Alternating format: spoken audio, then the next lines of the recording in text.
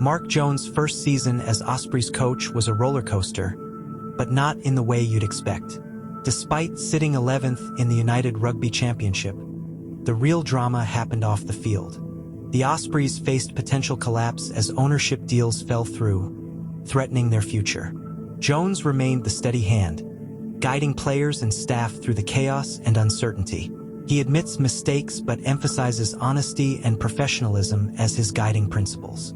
The turmoil saw key players leave, but Jones insists the team grew closer through adversity. Remarkably, the Ospreys' integrity was questioned after a controversial win against the Sharks.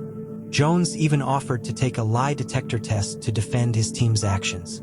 Yet, he prefers to let their rugby do the talking, focusing on rebuilding for next season. It's been a season of survival and resilience for the Ospreys, with more challenges ahead.